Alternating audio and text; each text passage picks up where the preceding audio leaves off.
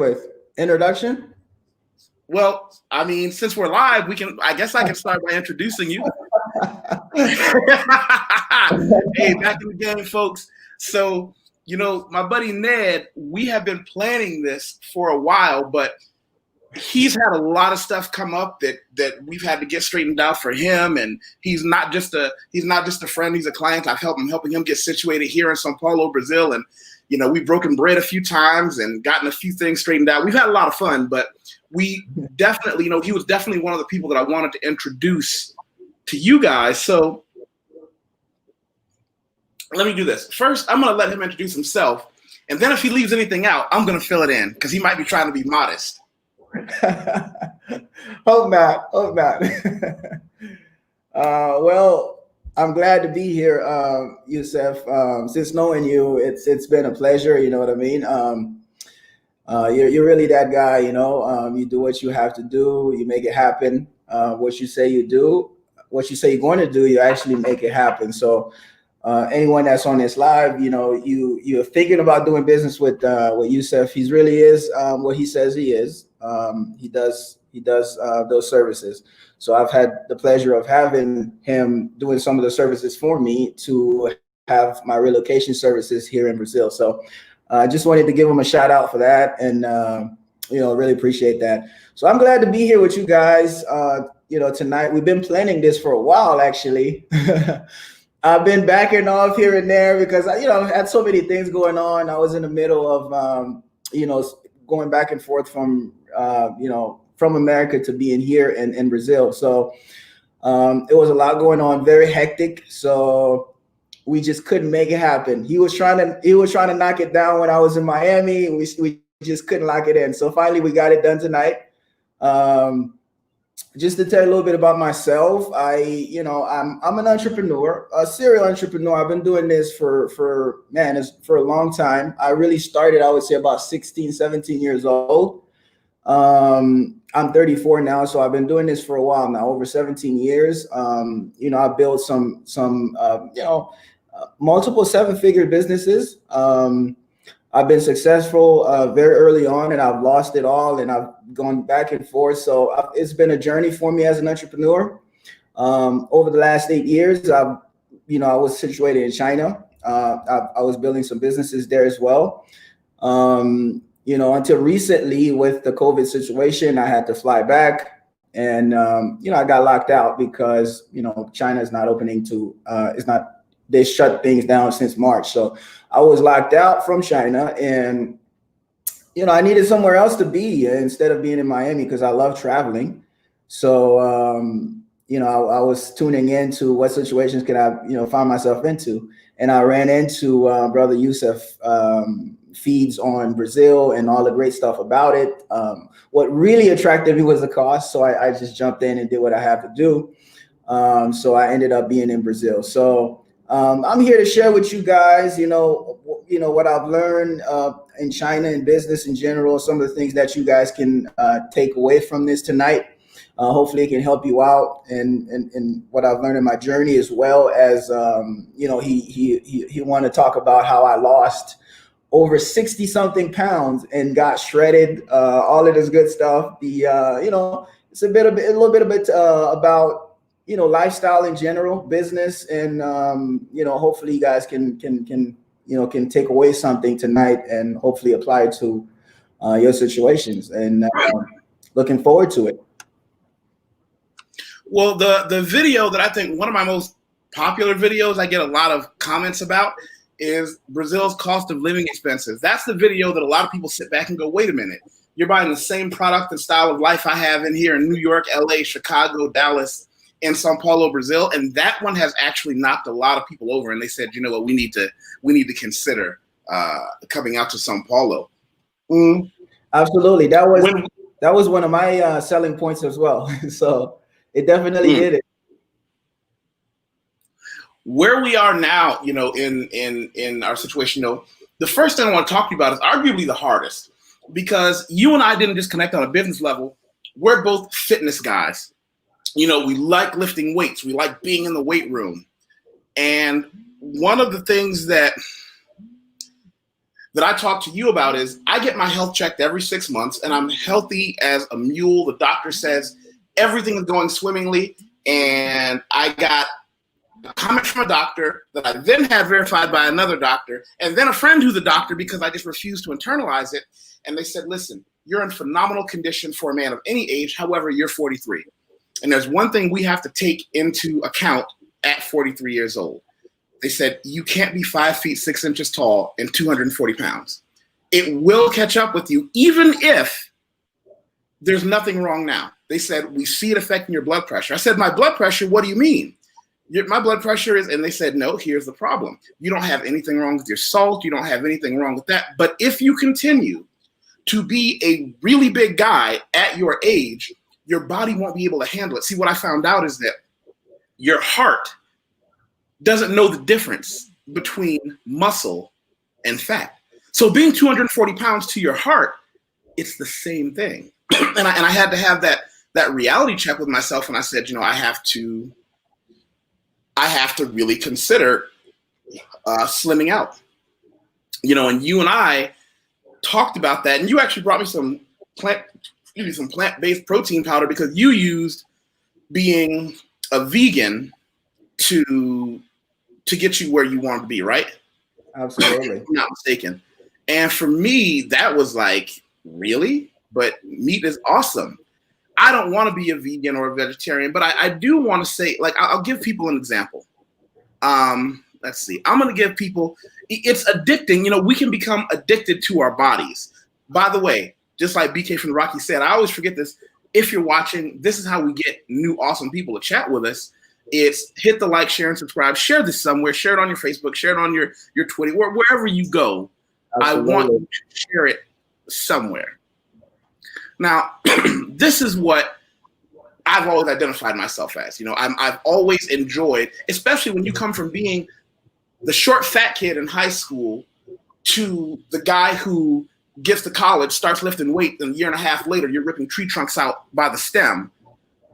I have that, a man only has one enemy, and that's his ego. And I'm very good about keeping my ego out of business, keeping my ego out of relationship with women, but my ego is definitely wrapped up in my body. And I've always enjoyed being a really big guy. And to have, a medical professional say, you can't ride that train forever. Well, I know nothing lasts forever. And I had to really internalize that it's something I've got to work on. And you're one of the few people who spoke to me about a different way of eating, and you didn't attack me with it. You didn't try to get on a high horse about it. You spoke to me in a way that I was able to listen. And just to show people a little bit about you, while we're just talking about this easy stuff first, I'm going to show people, let's see, where were we? You have a photo on your Instagram. And I think it was this one. When was that picture taken? This was taken actually October last year. So we're talking about just a little over a year. So it was just around the corner. I was 225 pounds. I was, I'm 5'11", so I was 225 pounds.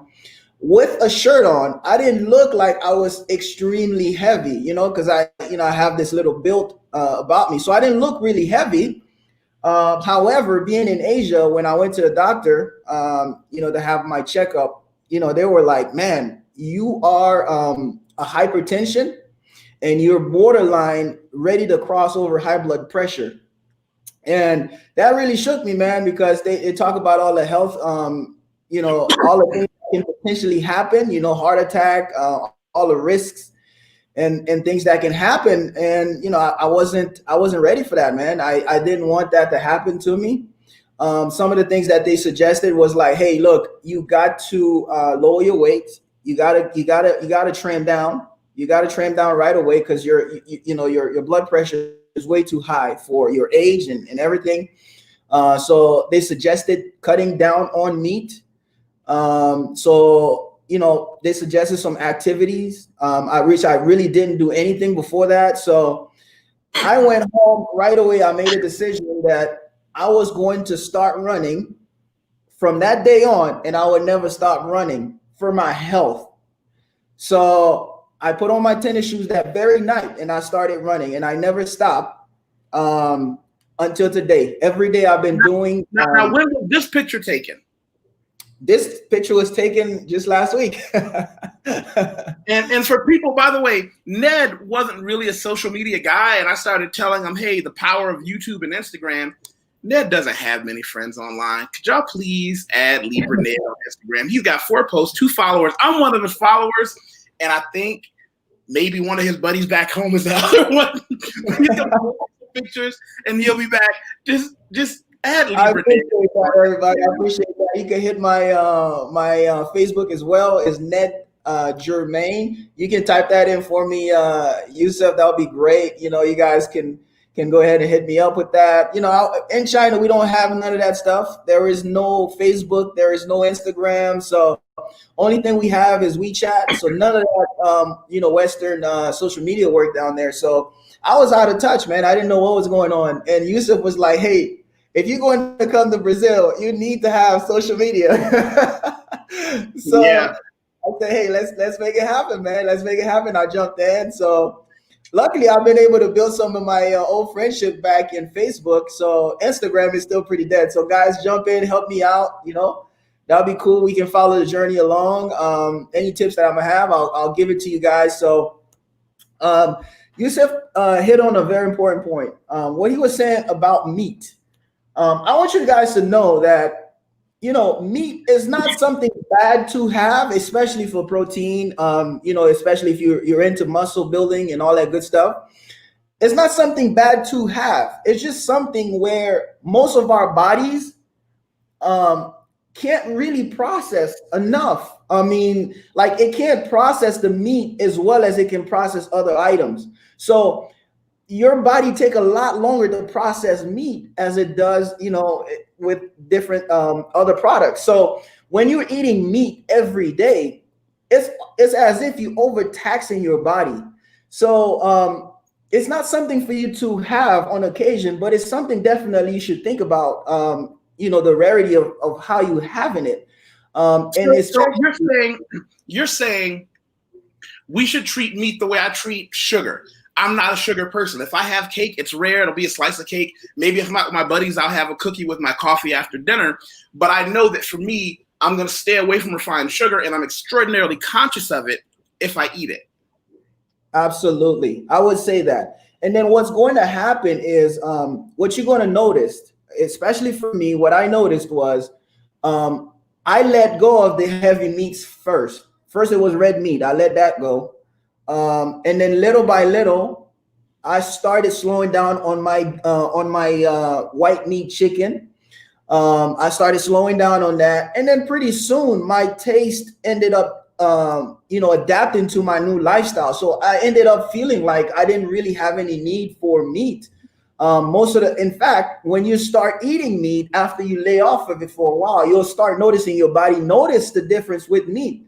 So what that means is, when I'm a runner, so I run out every day. So what I'll notice what happened is when I eat meat the day before and then I go out tomorrow morning and run, I just couldn't do as much as I could on a vegan or plant-based situation. So your body do notice the difference. So when you start noticing that, something interesting happened. You start making the conscious decision to be like, you know what? If my body responds to meat in such a way, maybe it's not good for me to have it, period. So in my case, I completely eliminated meat off my menu totally. Now, most people would say, well, if you're into building a nice physique and all of that stuff, how am I going to get that, right? How am I going to get the protein without the lean meat and the red meats and the white meat chicken, right? So how are you going to get that? There's plenty of substitutes that you can have other than meat. So, and they're actually much better and your muscle assimilate them a lot quicker, right? So don't worry about that because there's plenty of substitutes. You won't miss anything if you go to the vegan lifestyle. The only difference you would notice is you would have to eat a lot more. You would have to definitely eat a lot more because, plant-based situation, all the foods that are plant-based, they just don't pack as much calories as you would do as, as a flesh eater. I would like to say flesh eater. So, it just don't have as much calorie as you're eating meat and all of that stuff. So to add in, to build in more muscle, so you're gonna have to take in a lot more calories, which for some people, if you like eating, that's no problem at all. But for myself, I don't really like eating a lot, so I had to force myself to eat. But none of those things you're going to be missing switching from from your diet as far as building your body. But the benefits, it's unbelievable. Your clarity in your mind, your calmness of spirit. I mean, I used to watch people online and they talk about, something about, you having a more calmer spirit because you're not taking in more flesh. I used to, I'm not that kind of guy. I'm a practical guy. But let me tell you something that happened. I realized after I switched to a vegan only diet, I was a lot more calmer. I used to be a lot more short fused. So like I would get into situations and be a lot more short fused. Being as a vegan, if I feel myself a lot more calmer in situations. So it does, that does play a part. Your mental clarity is there. You're more sharper. You don't get that lag. For example, on my day-to-day, I trade, right? So it's very, very important that I'm sharp as far as my positions, my entry and exits. So one of the things that I noticed the most being vegan is I'm sharp almost all the time. Almost all the time. I don't have that lag. I can have a big meal and just jump on my computer and trade. So you don't have that heaviness on you. I haven't experienced that for a long time. So you want that clarity, you want that that sharpness, you want that calmness in your in your spirit, not taking in those those flesh, because you are what you eat, man. You know what I mean? If you're eating pork, you know what I mean? So you don't want to be, you know what I'm saying? So you don't want to take in the essence of a pork. And what is more beautiful than taking in essence of, a green situation? And most of the situations that we'll have, that you'll have in the plant-based diet is all clean, man. Watch this. Most of the calmest animals eat green. Watch most of the calmest animals you have. I'm not trying to get philosophical. I'm just looking at it from the practical standpoint. Interesting. Okay. Brother BK, who is another big dude, he actually showed me a picture where he had two women sitting on his arms. And, it's that you really do get very, what do some philosophies say? You have to separate who you are from the body you're wearing. It's easy to get wrapped up in that. When they say size matters. Hey, Brother Jordan said hello. Hey, Jordan. Jordan, is that B Jordan? What's going on, man? Good to see you in the live tonight. Nice of you to stop in, man. This brother is amazing, man. He always have this joy about him, man. It's an incredible brother. Shout out to you, CJ. So let's look at something you delved into. I want to know what came first, the businesses that you had in China or your trading, and what type of trading do you do? Okay, what came first is my businesses in China. I started that over 8 years ago. So what city? What city? Shenzhen, China, and then I moved to Hong Kong roughly 3.5-4 years ago. I started staying in Hong Kong a lot more because Hong Kong is slightly different than mainland China. Once you cross border and you go into mainland China, it's a totally different feel. The people are totally different. So in Hong Kong, you get that feel like you're basically here in America. I'm in Brazil. It's not like Brazil. So you feel like you're in America. Most people speak English. You'll have most of your Outback Steakhouse. You kind of see pretty much what you see in America in Hong Kong, and I like that. So you kind of have a familiarity to it, and it's really close to Shenzhen. 40 minutes, 30 to 40 minutes MTR ride, train ride. I can be in Shenzhen and do all what I need to do. So 4 years ago, I moved to Hong. 3.5, 4 years ago, I moved to Hong Kong more, and I do most of my work in Shenzhen. So that Now, started. Tell us about that business though, specifically. Okay. And in China, I do a few different things, but most of my things is importing and exporting. So I started off in the computers business. So I was in the computers business at first. I had a warehouse in Miami. So I buy and sell computers, refurbish them, and I sell them to stores and things like that. And one of my friends who was in China at that time, and he suggested that I buy parts in China for my computers business. So that what got me started in my journey to China. So I took a plane ride. My friend was supposed to go with me, the one who suggested, because he always in China. But at the last minute, when we were supposed to go together, for some reason, his visa got canceled, something like that. So I was forced to go on my own. So on my own, first time ever, landed in China. I didn't know what to do, nothing. One of the very first thing that I started to do was start to make connections. So if you want to do business in China, the very most important thing you can have is your connections. So that what works a lot. That worked really, really well for me because I started building connections. Everywhere that I go, I would take their contacts, add them on WeChat, and we started talking. So I started building my connections on my very, very first trip. I met somewhere around 10 to 15 people, some on the ground, some factory workers, some management, so anyone that I can build connections with, I would put them on my contact list and start asking questions. So from there, I went back to America and I took another trip again back to China, this time, with a plan because I now had those connections. So I went back and started purchasing some of those things that my contacts was suggesting to me that really works well. And then I started selling these things back to America on eBay and, through my other customers as well. So this is how it started for me. I started doing computer parts and things like that. And then I had opportunities to get into the cell phone business. And that when things started taking off for me because the cell phone business ended up being huge. Quick question, Brother Ned. When you say you refurbished and resold, did you do all the refurbishing by hand or did you outsource that? Absolutely. I started everything by hand from the ground up.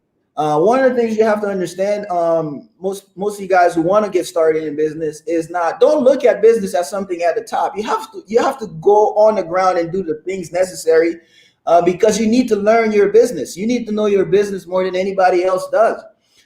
You need to know every ins and out about your business. And one of the easiest ways to do that is to do it, starting with, on your own, really to do it on the ground. Now, at a certain point, when you do learn what you need to do, you need to expand and try to grow and add other people into your business. So that's what I did. I did that. Say that last sentence again because people don't want to listen to me. Tell them that last sentence again. When you have the knowledge, the proper knowledge and education about your business, now you need to grow and add other people into your business in order for you to take advantage of scale. Because people will come to me and they'll have something they do or something they want to get into, and they say, "What? How do you manage 4 different businesses? They're only 24 hours a day." And I explain to them, each one I started just doing it myself. And then when I figured out how to do it and make it profitable, I didn't want to stay greedy and make all the money myself. I started teaching and then paying somebody else to do it. And nobody wants to listen to that. You get guys who start learning how to do something and they make money at it. And they say, I need to just do it all myself and keep all the money. I tell them this, listen, my business model, I don't know the name of this business model. If anyone in here is an economist or understands economics can tell me, I probably pay out 60 to 70% of every penny I make to my staff and to automated processes. Why? My staff is top notch. And 2, it frees me up to open my hands to develop another stream of income. And that little 30% that I get to keep afterwards, I get to keep without having to do anything other than manage an already automated process. Maybe I have to go through and bring somebody else online, but it helps me in that way. And everybody needs to understand you don't succeed without opening your wallet and opening your business to letting people work for you. Get comfortable with staff. On my Patreon, I've done videos about training my staff with the hopes that they become partners, not workers. People who work for me hear me tell them all the time, I'm teaching you this because I want you to be a franchise for me. I don't want you to work for me all the time. I want you to come to me. I told one of my staff members, I want you to come to me one day and say, I've trained my replacement. I'm going to start on my own franchise, and I want you to put me into the networks of other people. And they don't. Let me show everybody something, because we actually talked about this earlier. Who said it earlier? I think it was BK. Excuse me. Where is it?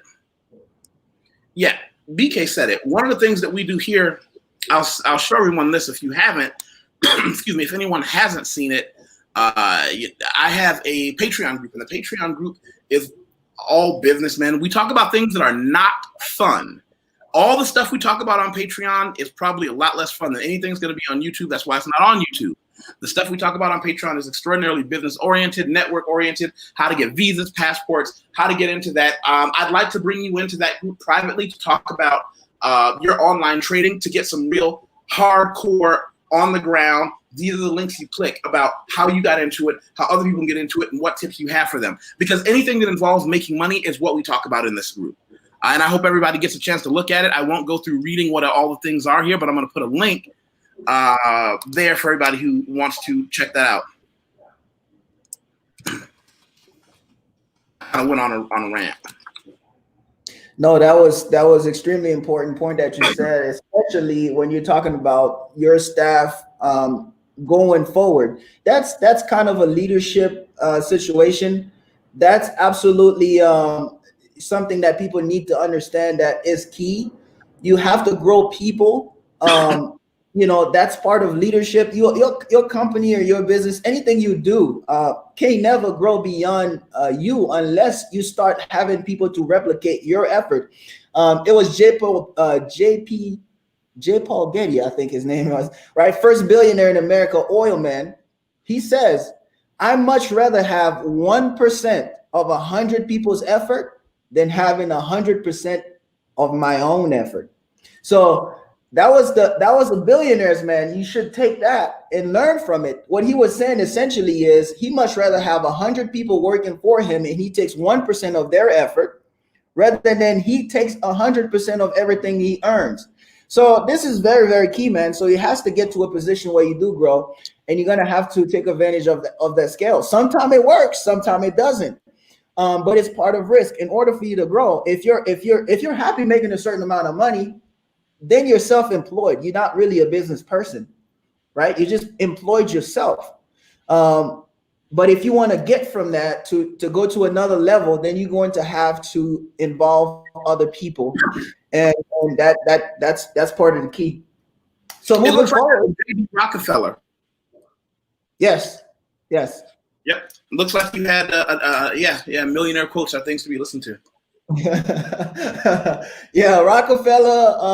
I think it used to be quoted as J. Paul Getty for some reason. These quote things, they get them all twisted anyways. But it was the first billionaire. It was the first billionaire, either Rockefeller or J. Paul Getty. It's actually a toss-up. I think J. Paul Getty was actually the first billionaire, but for some reason, see, they classified John D. Rockefeller as the first billionaire, but it was his son who ended up becoming billionaire after him. He passed all his riches to his son, John D. Rockefeller Jr., and then he ended up becoming a billionaire. But John D. Rockefeller himself was not technically a billionaire; he was a millionaire. And I think J. Paul Getty was one of the very first ones. But anyhow, it's one of those things that people quote. Either way, we must learn from this philosophy of life in order for us to grow and get better, right? Speaking of quotes, I'm going to quote somebody here. There is an astounding accusation levied against you in the comments. Oh, that's right, man. That's right. That's one of the things. I love languages. I love traveling. So currently I'm at 7 languages, man. So I enjoy it, man. I enjoy it. This is one of those things, man. This is because one of those things. You and I were going out to Brazil speaking Portuguese together. What other languages would you say you're conversational in? Would you feel comfortable picking up a cup of coffee and talking about things with someone? What level are you at? What language are you at that level with? Oh, I'm at several. French, Spanish, Creole,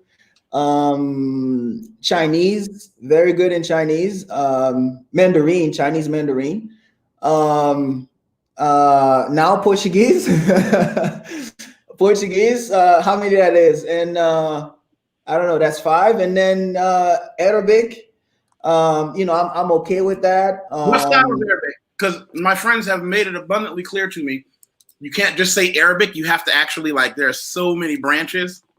There is one. It's more Quranic Arabic. It's called it's Quranic Arabic. If you search Quranic Arabic, it's more the old-fashioned style. It's more classical Arabic. So I'm into that. I can read and write it. So I'm into that one. And then, a little bit of Bahasa Indonesia. I don't know. It's over 7 languages for sure. Because I did a video where I tell people that I'm a big Pimsleur person. Pimsleur is what made me conversational enough to get to Brazil after 3 months of, because Pimsleur doesn't do any reading or writing. It's pure conversation, speaking, language, and pronunciation. And I did a video about it. I hope everybody gets a chance, where it's in Brazil hustling backwards. It's in the comments if you guys want to click on that link later and check it out. Definitely. So how did you learn your languages? Was it all just being on the ground? Did you learn it through specific programs? Well, here's what works for me. Maybe you might, anybody listening to that, maybe you can try that and see if it works for you. This is what works for me. So what works for me is, I call it an immersive system. What is that? So if I want to learn a language, I try to immerse myself into it. One of the things that I would do, I would switch my phone to that local language. I would try to listen to radio stations, turn on my TV, everything about that language. I want to hear it all the time. And then somehow I like to listen to some music while I'm sleeping, right? So that's the immersive. I immerse myself around it. Now, practically what I like to do, I like to keep a notepad. And what I do is I put 5 to 10 words a day in that notepad, in that language I would learn. So for example, if I wanted to say, let's say good morning or greetings, right? So bon dia. So I would try to write it in English and try to remember it as bon dia. So I would write these words down in English and then try to force my mind to remember it in that local language. So what I'll do is I'll try to do 5 to 10 words per day and then review it the next day. So today I would write down 5 to 10 words, and next day I would have to remember these 5 words, 10 words in the local language. And I would do that every single day, adding 5 to 10 words. Now there's something interesting happen after you reach a certain level of words. You'll start having basic conversations. I think it says something around 150 to 300 words where you can start having basic conversations. So adding 5 to 10 words a day, around 30 days, you'll basically be conversational. And if you continue that. How do you find people to have these conversations with while you're still learning the language? Because you can only be in one country physically at a time. So example, after I got fundamentals of Portuguese, just going out every day to the market, I'm constantly talking. How did you deal with that, learning other languages in a country where you did not reside? Okay, that's very interesting. What you can do is you can go online, find exchange students. What does that mean? There's tons and tons of university students, people who are in a young age. They're looking to exchange languages. So what your language they want to exchange that for their languages. So they would want to learn English and I would want to learn, say, Chinese. And then we'll sit there and we'll conversate. So I'll have an hour of exchanging my language of an hour. So I'll teach them for an hour and then they'll reverse teach me Chinese for an hour. And we'll practice together for about an hour or two. So this is how I get my practice. And I'm adding new words to my vocabulary every day. And then I immerse myself in listening to that local language all the time. And then I knock it down. So you'll notice within a month, you'll start conversating. So I did that for Brazil. By the time I got here, I was able to be okay. I was able to start communicating. So it works. I did that for China. I did that for Indonesia. I did that for France. I did that for basically all the languages that I've I can be communicative with. You can try that to see if it works for you. Pimsleur give you that opportunity. You listen and you speak, and it gives you new words every day, about 5 to 10. Same kind of method that I'm talking about. Pimsleur definitely works. You can do that. I like Pimsleur. I incorporated it with my method. So you can try that and see how that works for you. And if it works for you, you can keep it going, or you can tweak it. But that really works for me, and you can try it. Velok said he speaks about 500. What languages do you speak, Velok? So we got a couple of different people from different languages. I can't manage 3 languages: Portuguese, English, and Spanish. Imagine 7. That's awesome. Yeah, you can, man. Try these immersive systems. Now that you're getting situated here in Brazil, can we talk publicly about some of the business dealings you have coming up, or is that something we need to not talk about? I'm anything that is a little uncomfortable, I'll pull out. But why don't you do this? Why don't you tell us what parts of your businesses you brought here? That way, I don't, because I understand proprietary secrets, and I'm not trying to give away anybody's secret sauce recipe. You tell us some of the things that you brought with you from China and the United States to Brazil. Well, one of the things that I'm looking into currently is I have customers in China who's looking for certain products, meaning guaranteed. Part of business is what you have to understand. Business is very simple. Business is find a need and fill it, right? So find somebody who needs something, and then you go find where you can find that thing and give it to that person, and that person pays you for it. So finding a need and filling it, right? So I know people in China who need several different products that I know Brazil has. So part of the things that I'm doing here is to trying to get people who has those in abundance. I can get a good price on them. One of the products that I'm looking into is chicken feet. China has a huge market for chicken feet in China. That's a pastime. That's like a snack. What they do is they put these chicken feet inside these little plastic containers. First they cook them or steam them, and they season them nicely, and then somehow they put them in these little plastic thingies, and they put them all over 7-Elevens. They all over China. Oh, I remember. I lived in Shanghai. I know what's up with the chicken feet. Yeah. So, hey, Jenny's up in here. Shout out to Jenny. So check this out. You said something that was a very leading statement when you said you find something people need and then you bring it to them. Interestingly enough, that's a great way to, let me do this. I'm going to show everybody who may not know my LinkedIn. That's my professional platform. Everyone here is welcome to add me on LinkedIn.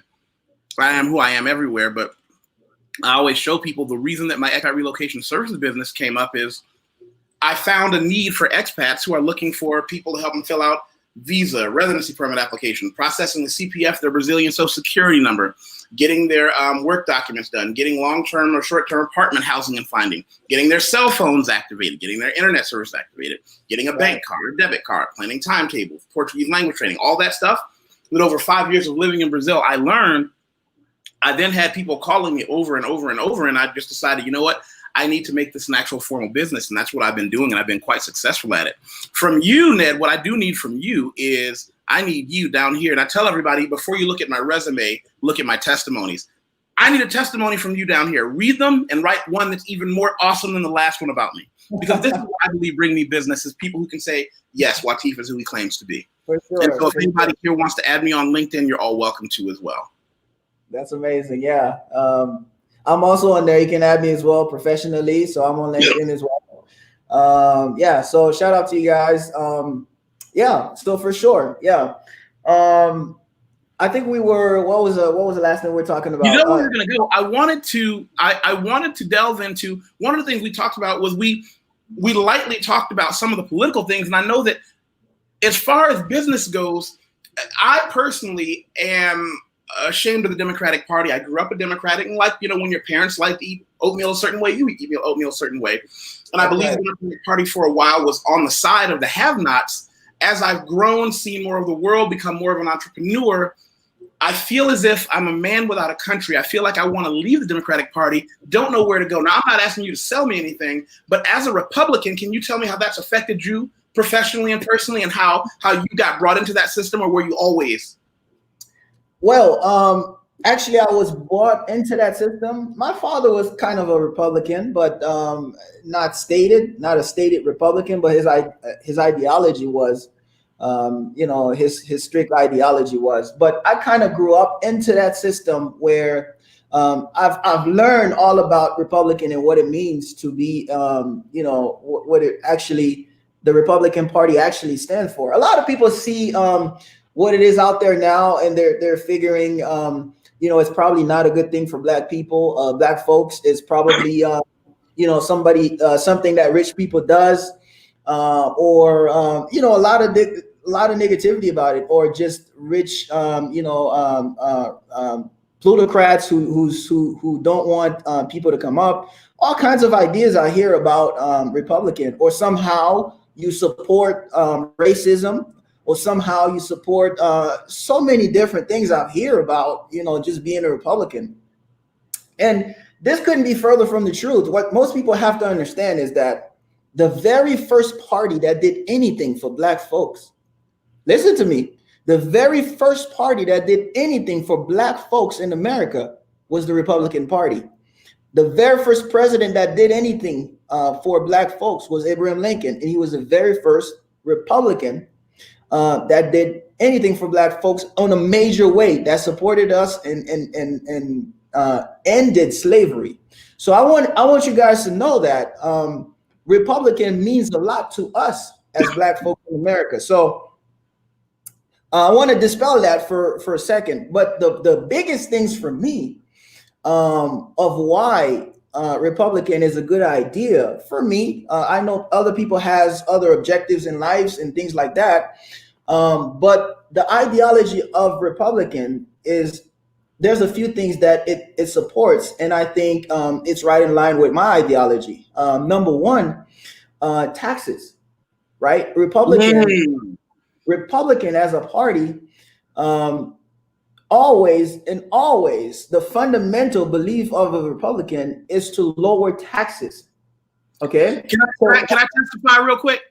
Mm-hmm. I spent 9 years as a financial professional, and one of the older men in the business who'd been doing it longer than you and I have been alive, he'd take me to lunch every couple of weeks, and he would always try to softball me joining the Republican Party because I'm politically active. And he said, you know what? I'm going to ask you this January or February, March, maybe around that time. I said, why? He said, I want to talk to you after you paid taxes, having entered a different tax bracket. I said, I don't understand what you mean. That's not going to matter. The first time, and I did very well as a financial professional.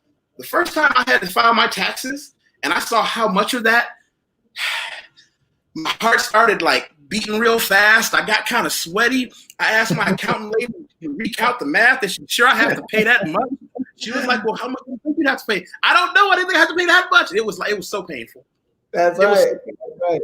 That's right. But at the same time, do those who are haves have a higher responsibility to pay more?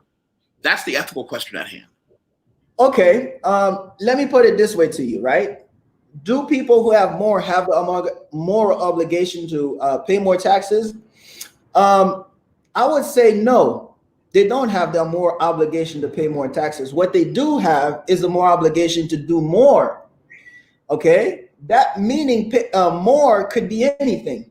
More could be, setting up different foundations, support of your personal choice. What happens is, if the government end up forcing itself into your pocket, you ended up supporting causes that you're not particularly in favor of, and you don't have any control of what that dollar does. So let me give you an example. Most people think in America, the higher percentages don't pay any taxes. I have news for you. The people who pays the most taxes in America are the higher brackets. Check this out. The 1%ers of Americans. Okay, let's start off from the top 10%. Top 10% in America means you earn over $150,000 a year. You over top 10% in America tiles, right? So top 10% of American pays 70% of all the taxes that are being paid. Listen to that for a second. The top 10% of America, of Americans who earns over 50, 100, let's say 100 plus, but it's 150 due to inflation right now. They pay 70% of all the taxes that are being paid. Now, take it a step further than that. Let's say you're making over $1 million a year. That would mean you qualify to be in the top 1% of Americans. Now, these people pay over 38% of that 70% that I just mentioned. So what I'm saying to you is the rich people that you think who don't pay taxes actually pays the bulk of all taxes that are being paid. The poor people actually only pays 30% of all the taxes in America. That's very little in comparison to the top 10 and 1%. So I want you to know. Let's look at, okay, if we just talk, and what I don't want to do is I don't want to get into a Google contest.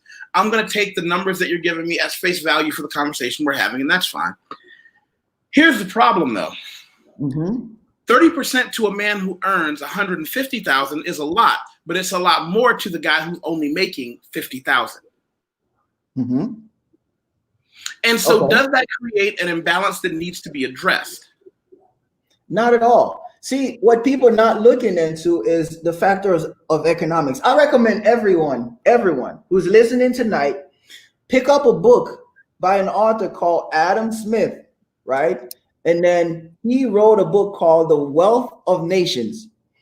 That book opened my eyes, and it sure will open yours as well. It's very thick, though, I warn you. But there is details in there that you must get. One of the things that you must understand is that in economics, we all support each other somehow. There's no money that is void. There is no money that goes nowhere. We all support each other somehow. So that extra wealth, the guy that you think who's all he's doing is storing up his wealth, there is something's happening to the wealth. The guys who's managing his wealth, the companies, the wealth companies who's managing, now they have something to go on based on his wealth.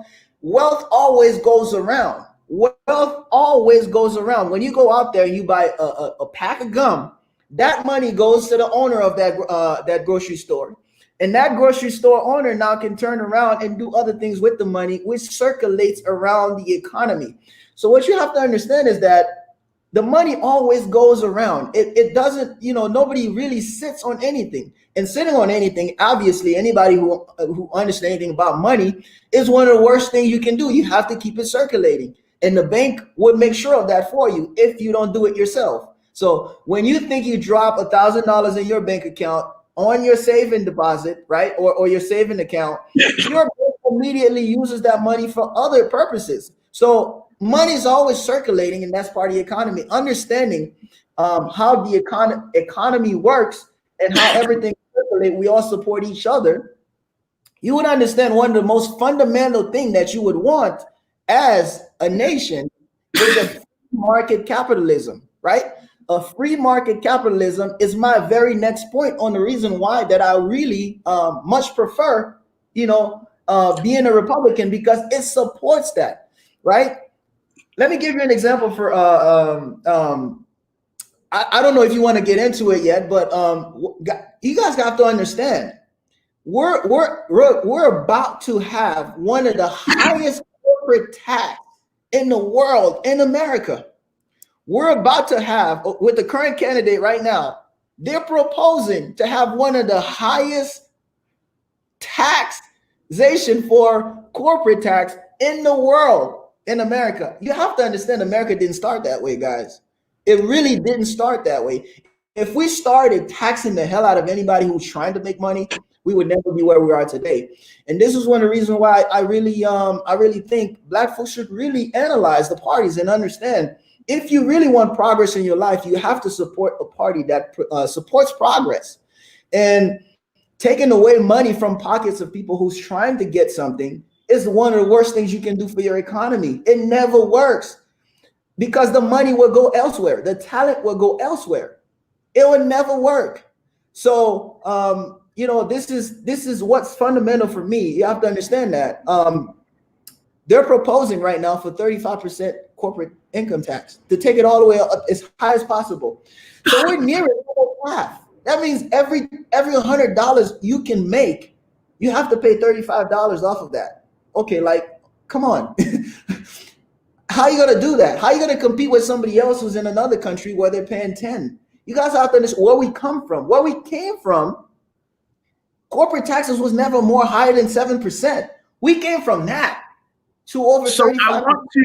I want to tell you that I did a quick fact check, and I went directly to JoeBiden.com so that I could make sure I wasn't he wasn't being misquoted. I want you to read. Pamela is the one who proposed that. Pamela, she's the one who proposed to bring it all the way up as high as possible to 35%. Not Joe. Can you read that paragraph right on JoeBiden.com for us? So he will require corporations in the wealthiest of America to finally pay their fair share, right? This is what almost every Democrat would say. He won't ask a single person making under $400,000 per year to pay a penny more in taxes, and will in fact enact more than 12 middle-class tax cuts that will finally give working families the financial support they deserve. But struggling families need the support immediately, which is why Biden is demanding that Trump get off the golf course and provide emergency tax relief to middle-class families as part of a new COVID-19 response package. Okay, so what is he proposing, really? What is he proposing? He's saying anyone who makes more than 400,000 does in fact pay more. Okay. What that means on the corporate end is that this is an exact tax on labor, my friend. This is an exact tax on labor. This is always going to come down.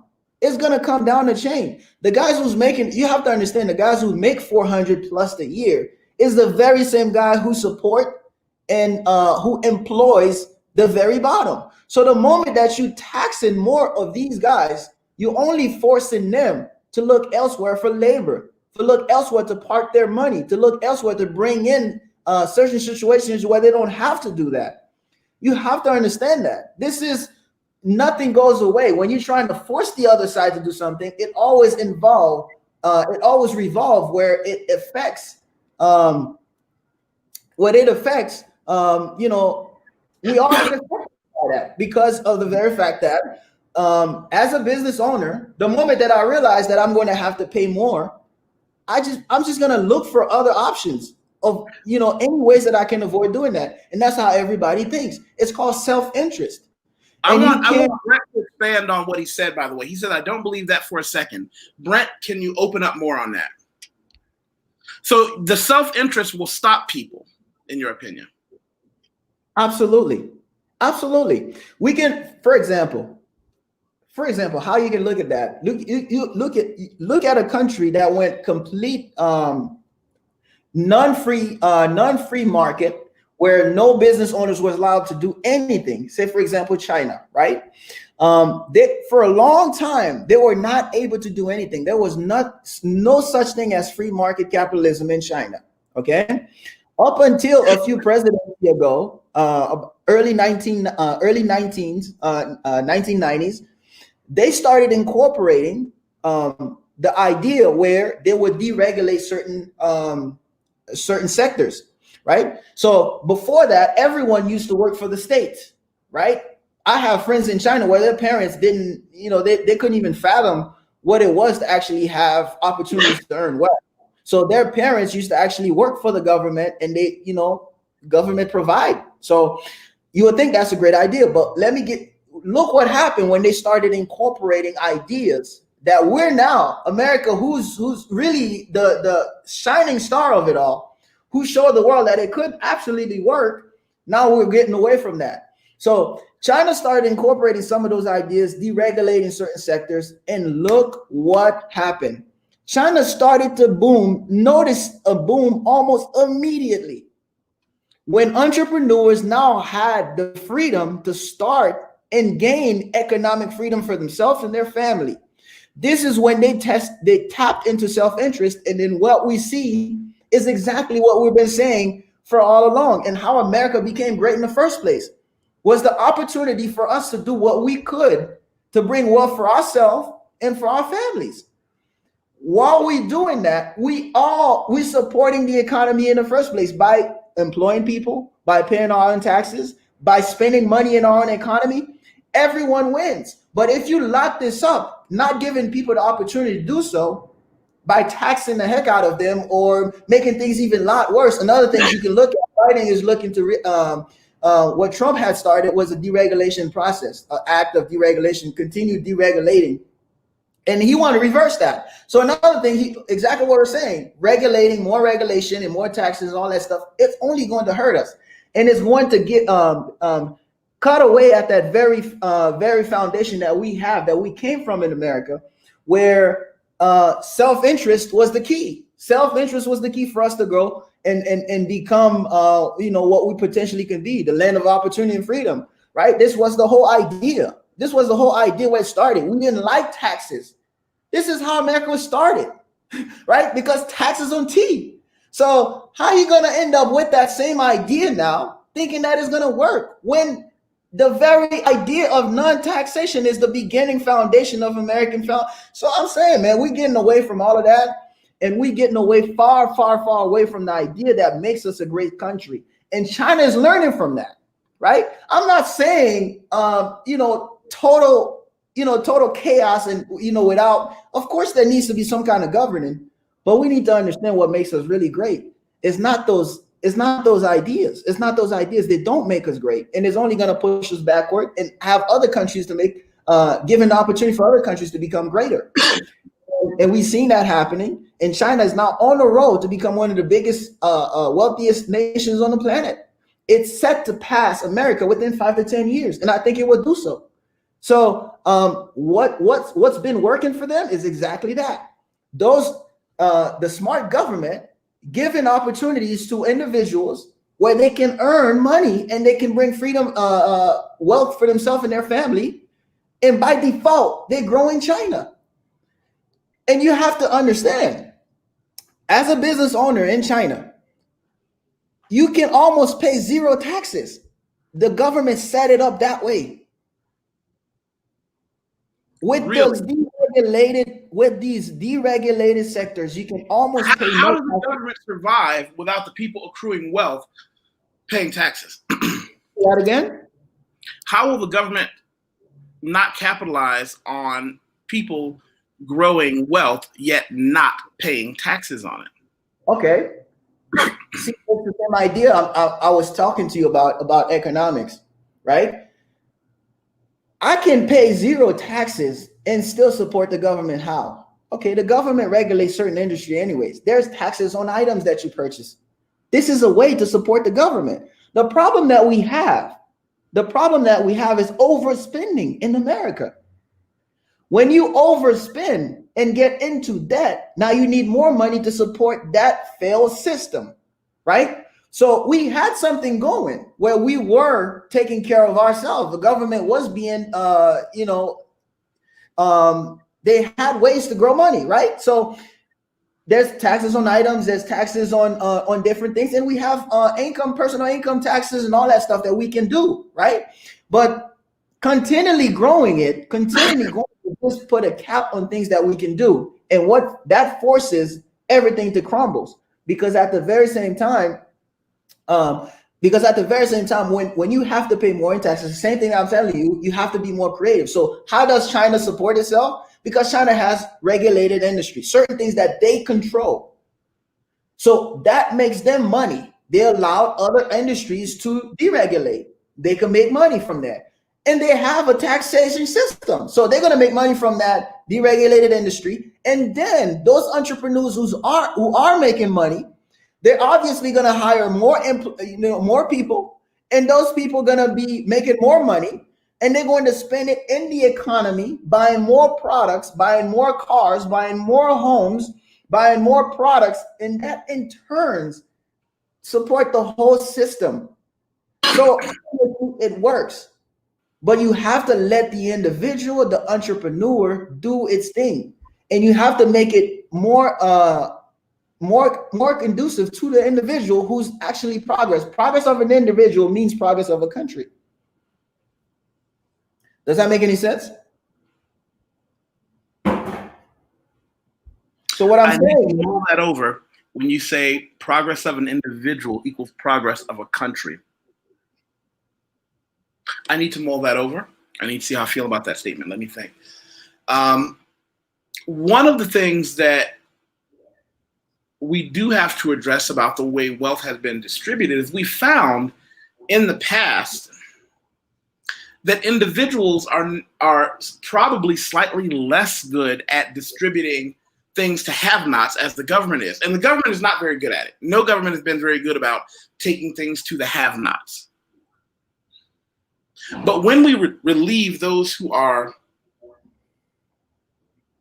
at the top of the pile from certain responsibilities, just as you and I speak as businessmen, I speak it from as a financial professional former financial professional, I feel as if I haven't seen enough people who are have go far enough with what they have, because the capitalist system does not reward unfettered helping. Okay, so let me repeat what I think you're saying to make sure that I get it. What you're saying is the people who have, you haven't seen them done enough with what they have. Is that what you're saying? Yeah. Okay. To justify the government, quote unquote, letting them off the hook. Okay. Very, very good point. And now I'm going to tell you, I'm going to tell you some of the most progressive social situations that we have comes from people who had. For example, the whole public school system, people think a government puts together, was started by the John D. Rockefeller Foundation. That was their money that started the whole ball rolling with the idea of freedom, of free education. Then the government came into that later. Whether it be for foundational purposes, you mean supporting different foundations, they the one who start the ball on a higher scale.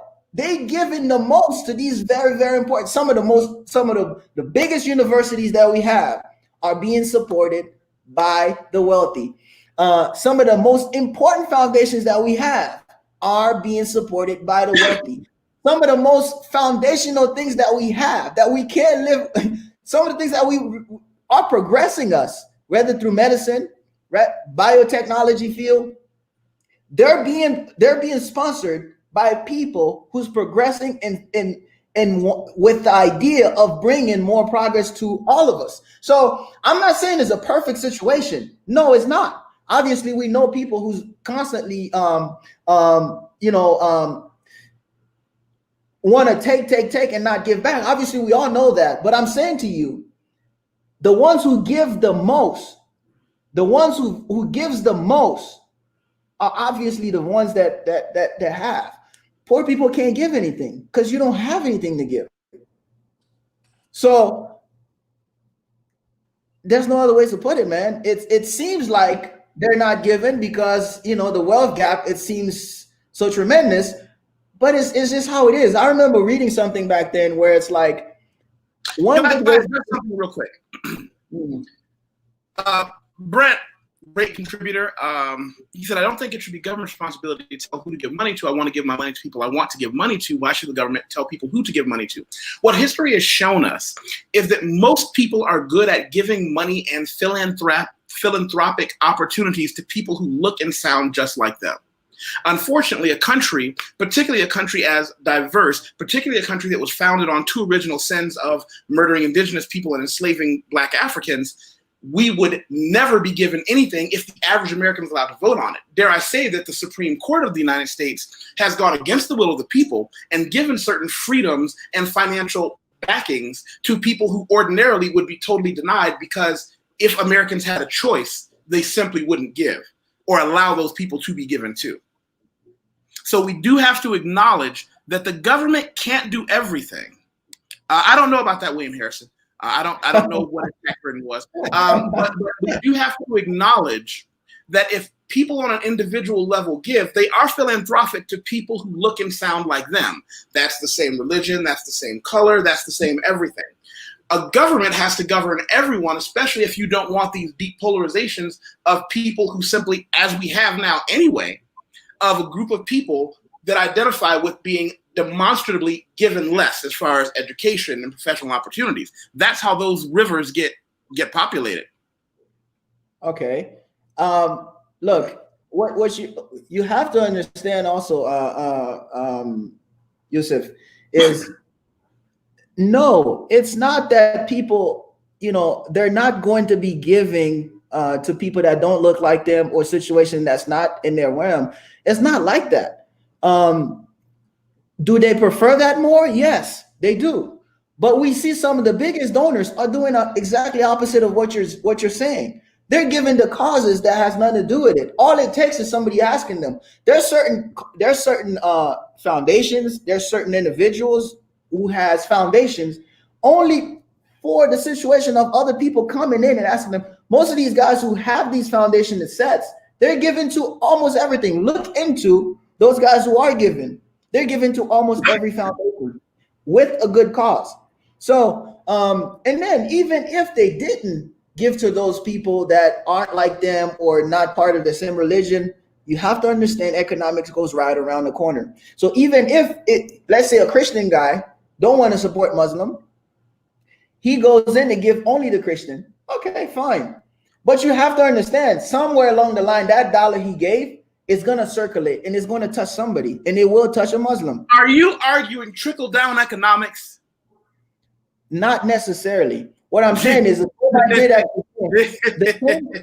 same idea that you're saying that they wouldn't give, I'm saying to you that they would. In fact, they would. They would. Because we've seen the data prove it. Most of those guys who give, they give with nothing like that. As long as it's a good as long as it's a good foundation. And Brent is obviously right. I don't want to be given to a situation. I don't want to be forced to give into a situation that I don't support. For example, me as a Republican, one of the biggest things that I can never become a Democrat, for example, is the morality of things. I hate the idea of abortion. So, other people have other ideas. Republican wants to restrict abortions. They want to restrict abortion right. Is pro-life. I'm 100% pro-life. Now, you might have other ideas. You might have other belief, and I totally, support your belief and ideas. But I want to be able to feel good with the fact that I'm not going to support anything that has to do with abortion with my money. But guess what? If I give my taxes to the current political situation, guess what they're going to do? They're going to deregulate more of abortion. They're going to support more abortion clinics. And we all know, Black folks know, if you don't know, you better look into it. Where are the most of these abortion clinics? What neighborhoods do they situate in? They situate in most Black populated areas. Well, now we have, okay, let's not, okay, now we have to kind of go on a little bit of a circle here.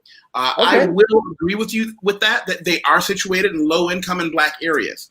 However, child pregnancy, teen pregnancy, and unwanted pregnancy are also directly highly correlated with poverty. So it is not a matter of in 2020, I want to only put these places in Black neighborhoods. It's a matter of when you have-nots, they are more likely to end up in a situation with children that they didn't want, largely due to uneven education system and unequal access to healthcare and healthcare information.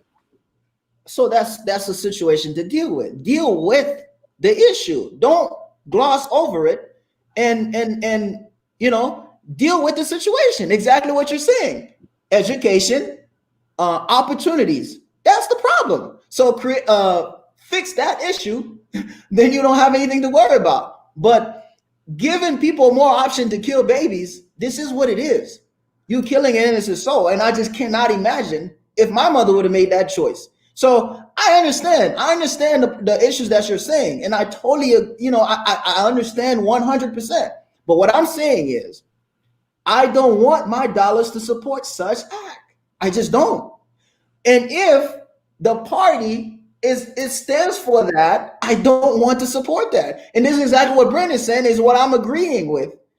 You'll be forced to support things that you're not in agreement with.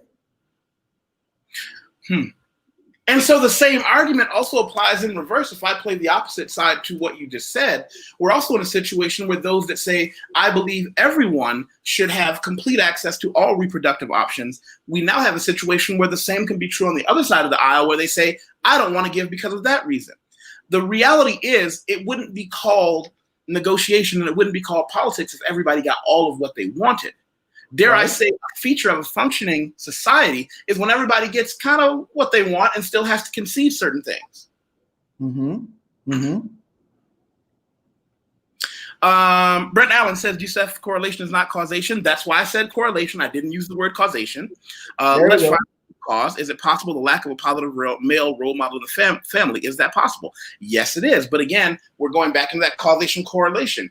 We are leaving off the heels of I mean, I'm Generation X, born in 1977. Clinton era politics put a disproportionately high number of Black men in prison for extraordinarily long periods of time for minor infractions that other groups of people did not have to go to prison for, robbing many Black families of fathers. And we know that kids need parents. When you rob a family of a mother and a father, the data shows those children grow up with fewer successful outcomes. That's right. And one of those awkward things when what he just said is right, is lack of a positive male role model. But now here's the thing.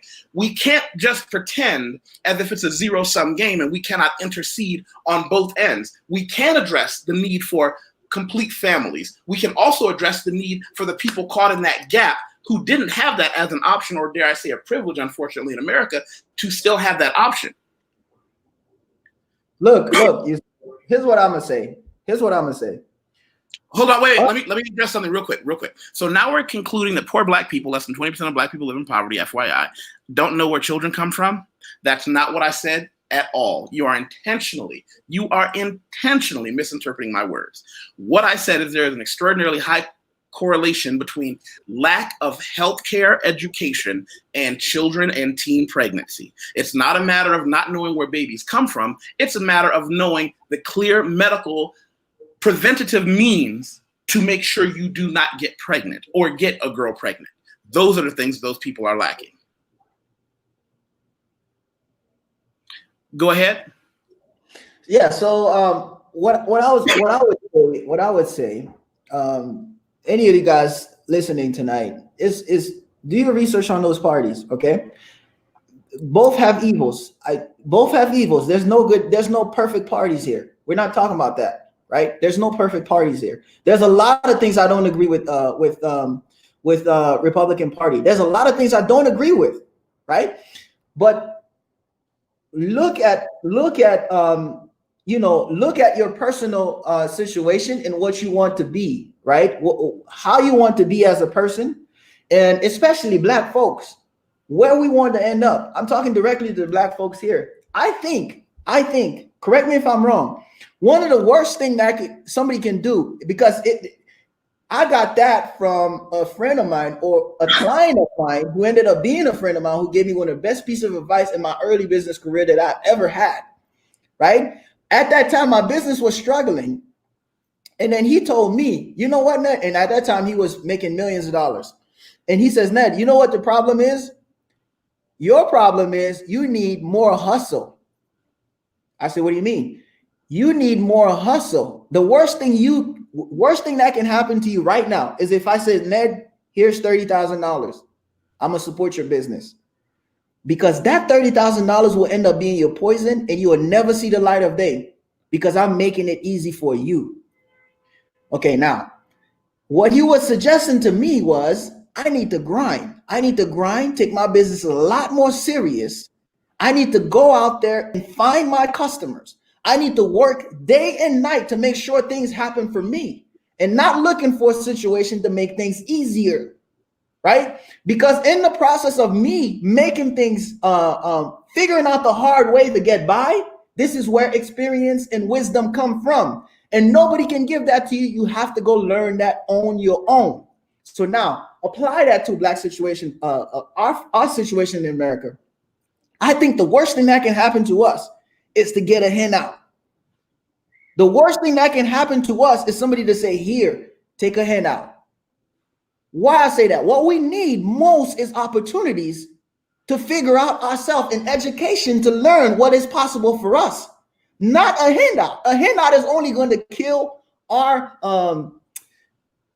it's just going to kill our innovation. We're just not going to do nothing with it, right? So let's do this real quick. We're using a lot of we's. Are we using the we of you and I as Black people? Is that where I'm looking at this? Yeah, folks, that's what I'm talking about. When you say a handout, what most people don't quite understand is that the handouts that you speak of are not people getting bundles of cash. The handouts are things as adjusting and helping with their rent. It's helping with food for children. It's giving them subsidies that will allow them to subsidize their transportation to a job that they may or may not be able to get. And by the way, Mandate hit the nail on the head. There should be more financial education. Most people are irresponsible and don't know the value of a monetary system. I want to tell a side story. Pull up a chair, children. When I worked as a financial professional, I had to have certain federal licenses. The most common two you're going to get in the beginning are Series 6 and a Series 63, right? For mutual funds, cash-bearing life insurance, things like that. You have to take classes in order to take this federal exam. What I learned taking those classes is that those classes could have been taught to any high school senior and they would have passed those classes. What I learned as a financial professional, the fundamentals of how a dollar works and how an investment works, if you gave me 2 semesters with any high school senior class, I could have taught them everything I knew on a fundamental level, but we never learned those things in school. I learned the power of compound interest. I learned that credit is evil. But you never get to learn that in school. That's correct. That's correct. This is the key, Yusef. This is what we're talking about here. And the handout, what I was referring to, is the lack of what you're talking about. What we need more is the education and the opportunity to learn what we need to do. How I turn around, how my situation turned around. My situation turned around through an acquaintance who gave me a book. All my life, I didn't understand anything. I didn't know where my life, I didn't know nothing. I didn't know my left from my right, nothing, nada, right? Somebody gave me a book and it was Rich Dad, Poor Dad. That wasn't what changed my life. What changed my life was the following book after that. It was Guides to Investment. I recommend everybody read that. Everybody know about Rich Dad, Poor Dad, but they don't know about Guides to Investment. That book is what changed my life, because that book paint a picture of employee, self-employee, business owner, and an investor. I understand it very clearly, and I had to know that book. Guides to Investment by Robert Kiyosaki. This is the book that changed my life. So if a book, a single book, can change a man's life, went from sleeping on the street, right? This is where I came from, man. I was sleeping first in my car, then on my street, on the street, because police took away my car because I didn't have insurance. They took away my car and I ended up on the street reading that book. I took myself from point 0 to 1 to 3, got myself into a sales position, all because of one book, because it taught me how I needed to think about things. It taught me the steps I needed to take. I knew I had to first start as an employee. I knew I needed to jump from an employee to a self-employee. And then I knew from self-employed, I needed to jump in to become a business owner. And then from there, I can potentially have the opportunity to invest, which is where I am now. So the real freedom comes from being an investor and having your money, earnings money for you, right? This is the real freedom. But for you to learn that, you have to first start as an employee, then employ yourself, then employ others. You jumping from quadrants. It's called a 4 quadrants. That book changed my life, and I recommend everyone read that. So exactly what we're saying here is the education. Can I show everybody this is the book in case anybody wants to get it? On your recommendation, I'll read it. Guide to Investing. I don't see the picture of it. And I also posted, I did a chat called Why Smart Money Avoids Credit, where my friends tried to beat me up because I told them credit cards were evil on a personal level. And then I had to absolutely chew their faces off. That was a fun discussion. Try to click that Amazon link. Let me make sure that that is the right one. First one right there. No, that first one from Amazon. Up here? Yep. Is that it? It's not popping up yet. I don't see anything. I don't see it. Does it show a quadrant? I can't see anything. I'm just seeing the Google thing. Really? The Amazon. Yeah. It says Rich Dad Guide to Invest in, what the rich invest in that the poor and the middle class do not. And it shows the quadrant in there? Like no. It doesn't show that? I don't know why it's not showing on your page. Hold on, let me try again. It just shows the Google. There we go. You try that. There it is. Yeah, that's it. That's the book. That's the book. So this book gives you the best financial education I think you can find, right? It changed my life. So what I'm saying to you is if one book can change a person's life, what we need is more of it, more opportunity of it, not a handout, because a handout will kill your self-motivation. You'll never do anything, man. You'll never do anything. If my friend would have handed me a check for $30,000, I would not be sitting here with freedom. I would not be. Because why? I would take that money and do some dumb stuff with it, right? Spending on some crazy things, going out there and buying stupid things because I don't understand the grind. I don't understand how to keep my money, right? I didn't understand how to do that. So what he was telling me is go grind, go learn the hard way and learn how to put your money together and learn how to save and do another thing. You know what I'm saying? Continually grow. And that hustle is what's going to give you that wisdom to understand that. And if you're not doing that by avoiding somebody making something easier for yourself, you will never progress. You will never progress, my friend. So you have to look into the grind. Don't avoid the grind. Go for the grind, the hard stuff. The things that you're avoiding to do is exactly what you need to do. So I'm saying us black folks in America, the last thing we need is more handout. And what the Democratic Party is doing continuously is sell black folks on handout. And don't forget that. Don't forget that we all know black folks really. We know people. All they really want is a handout, physical handout. If the government would say, "I'm gonna send you $5,000," elect such and such, man, we'll be lined up for that. What I'm saying to you, what I'm saying is, we need to take away that situation, give more opportunity for education, and teach people how the opportunities are available, just like what we're doing now. What I'm saying to everyone, you can go ahead and start a business in China. You can go ahead and fly to China, save up your money and learn other options. So this is part of the education we're talking about. People don't know that. You have to understand, people never heard such thing. When I was on my beginning, I never heard such thing. I never heard the word entrepreneur ever. Who's going to teach that to me? I never heard investment. Who's going to teach that to me?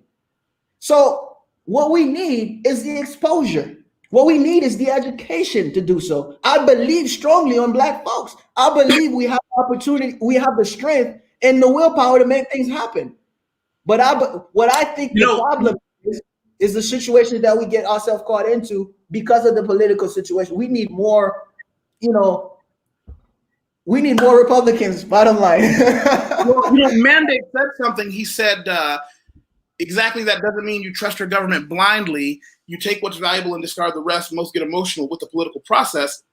Correct. And mismanage their priorities. I agree with that. I will show you something that you and I actually said the same thing, although you probably said it a lot nicer than I do. I did something, I did an article where I showed everybody, I said, I believe, I called it corporate whore before entrepreneur. And what I told, I mentor some guys in a few different aspects. And one of the most common is a business aspect. And one of the things I tell them is it's okay to work for the man.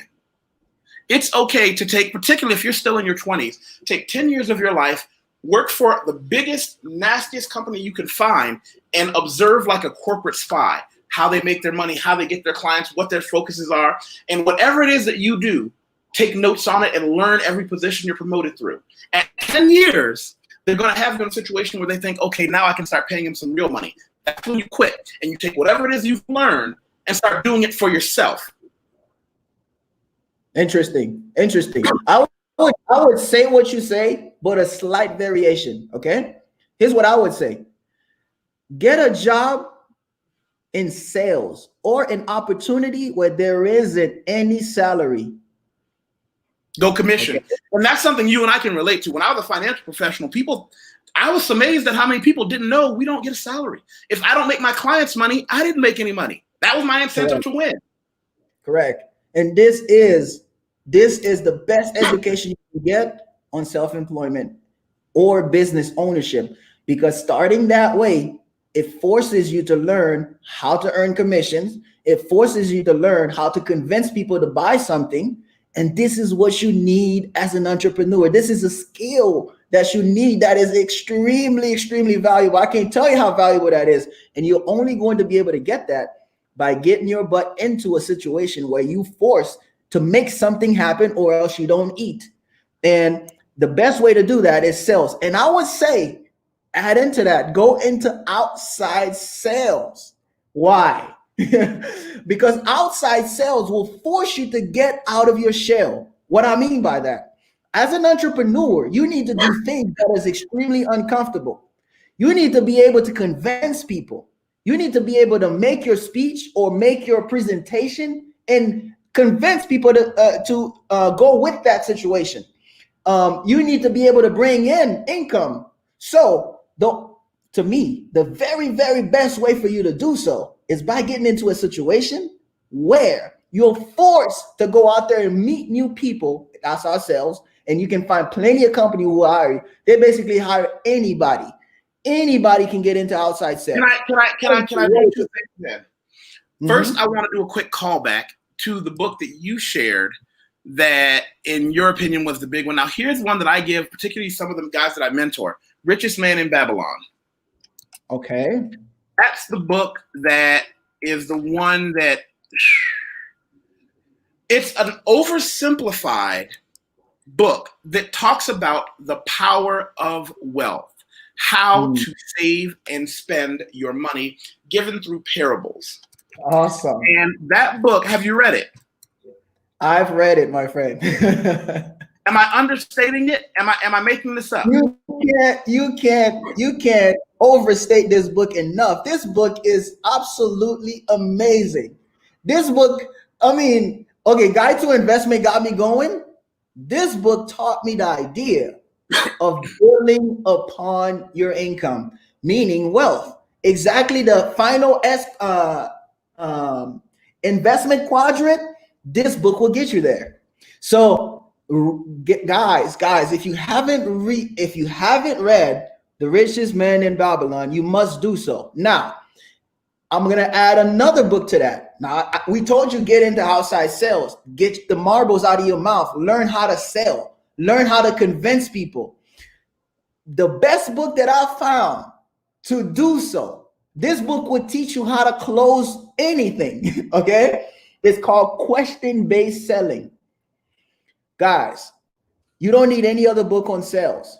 Get yourself Question-Based Selling, and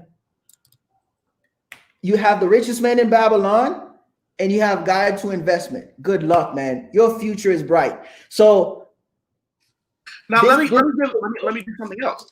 I want to say two things. One, if anybody here does not have a copy of Richest Man in Babylon, email me at YusefWateef@gmail.com. Let me see.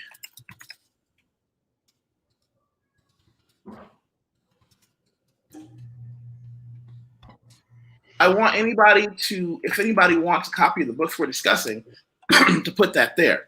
The other book that I'm going to say is a real killer. Like, this is the one that I actually start a lot of guys on before we get into all the technical issues. Dale Carnegie, How to Win Friends and Influence People. My goodness. Awesome book. 1936 written. Awesome This book. book has done so much for me professionally and personally, I can't understate it. Written in 1936, but it talks about the fundamental principles of human behavior that underpin social interactions and especially professional interactions. One of my great mentors gave me this book, and that was one of those game changers for me. That one got me. Let me tell you guys something. A mentor of mine told me when I was a young man in my business career, I was 17 or 18 years old. Okay. I was on my first sales job. I didn't know what to do, but I knew I was in the right place. Here's what he told me. He told me this. He says, hey, you can become an expert on almost anything. Listen, you can become an expert on almost anything. All you have to do is read 1 hour a day on particular subject. Within 1 year, you will be pretty decent on your knowledge.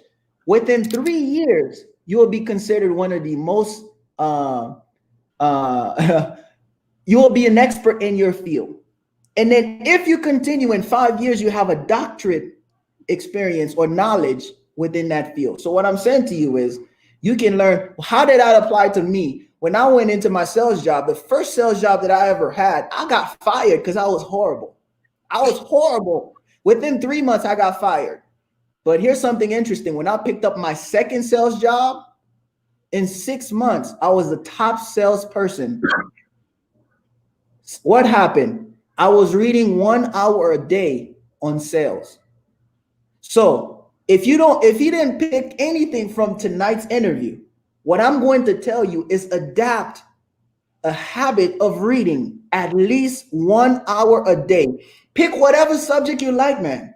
If you want to get into finance, get into finance. You talk about 1 hour a day. One of the pillars of manhood that a lot of the guys that I mentor, I talk to them about, one of those pillars is one nonfiction book a month. Because for me, like, I love comic books, but I'm not allowed to read a comic book until I've read one nonfiction book. Now, of course, I do take online classes for things. So if I'm in an online class, that can count as my reading, but one nonfiction book a month, minimum. Now, I want to address something that Bianca said. I can see how it may work for you guys, but being an entrepreneur isn't everyone's goal. People have different vocations, and they deserve economic security, healthcare, a good education system, and more. She goes on to say, government must provide all that. That's the point of having them there. Their job is to look after people so that people can be free to find out what they want to contribute to society. Now, I'm going to tell you this. Shockingly enough, Bianca, I agree with everything you just said. However, the American government hasn't been doing that. I agree on what they should do, but the word should doesn't really get to come out from my vocabulary. We should not have the situations that we do. We should be able to say all Americans can get a reasonable level of education. All Americans should not have to worry about meeting basic needs. But that's just not the way the American government works. One of the reasons that I have so many clients that are coming to Brazil, the American healthcare system is broken. I won't be old in America. I want to be very clear about that. One of the things you learn is that things that we believe are luxuries, like getting a checkup whenever you feel like it, like having over-the-counter medicine that doesn't cost you an arm and a leg, and medicine that we think of as prescription, you travel around the world and find out the medicine isn't prescription, but the healthcare industry has hijacked that. Little things like that, when you realize that the American government has been sticking it to you, the thing is we have a gilded cage. We know those things should happen, but we live in a gilded cage in America. We have the best fast food, the best porn, and the best video games. That means we sit around, get happy with those, and think the government should provide the rest any day now, and it won't. It won't.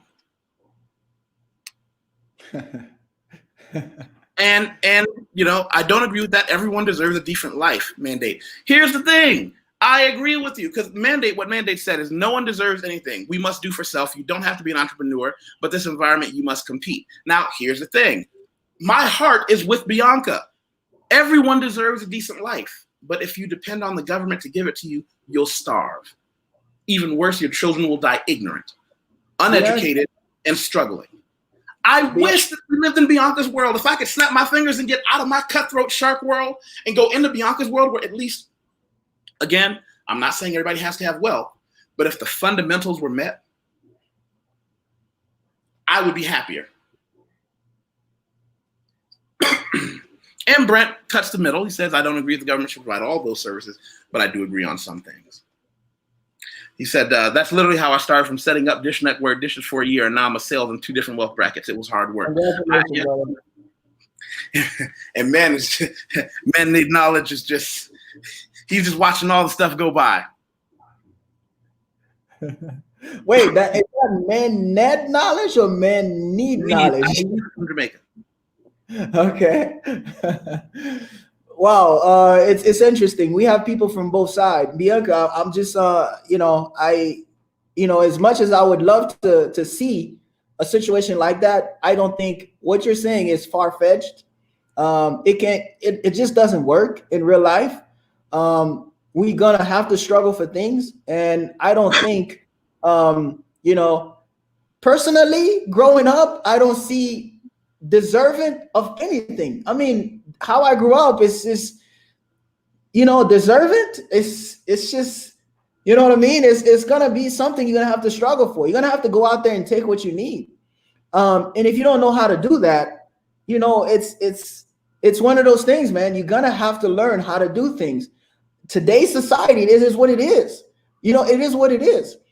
So you're going to have to learn to get what you need, not to feel deserving enough. I think this is an ideology I don't agree with at all, because I think that creates a entitlement mentality, and I think this is not what we need. This is not what we need. I don't know if you're black or white, Bianca. I'm speaking for black folks tonight, but it is for everyone you can apply to, but especially black folks. This is not what we need, man.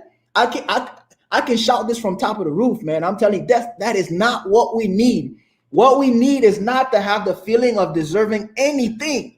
What we need is to re-educate the folks that we have. Somebody educated me through a book. What we need is re-education. Let people know that there is an option. Let everyone know that there is opportunity for you to do things other than what's being put out there for you. What's being put out there for you is an option of going to jail or dying for most of us, where we came from. So we need to re-educate those folks. Not to say everyone's going to get out, but I'm saying those who get out can do more. But what I'm saying is that what we need.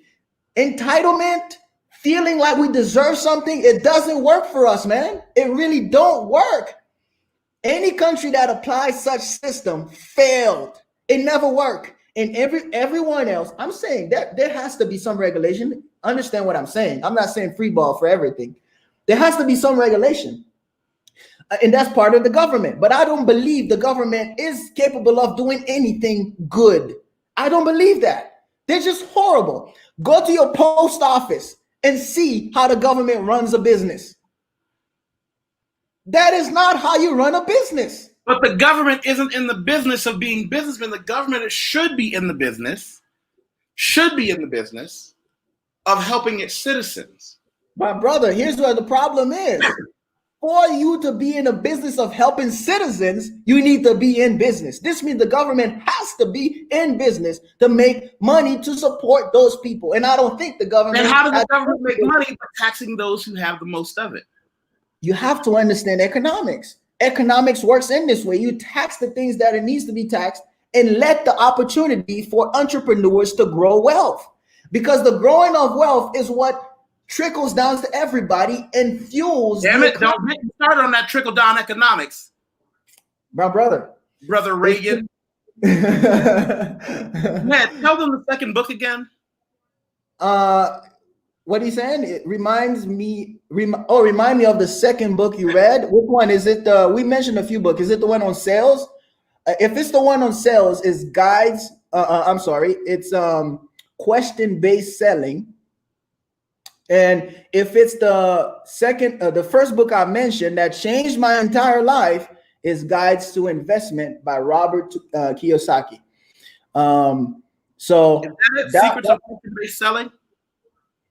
Yes, Secrets of Question. Okay. So this is a book that teaches you how to close anything. Close. You will become a closer, man. You know, so you'll become a closer, whether it be. Well, wait. You gotta explain to them what a closer is. There are people who may not understand that. Okay, what a closer is some people go out there and they would just that was me. I was afraid of closing. What that mean is I would make a presentation. I would say, let's say I'm selling a car. I would take you to that car and I would tell you all about the features of the car, how wonderful it is, how the leather smells, and how you're going to look so great driving your car. But I would never ask for an order. I would just stop at that. Made a nice presentation, but I never closed anything. So I never made any sales. The only thing I sold were things to keep me alive, right?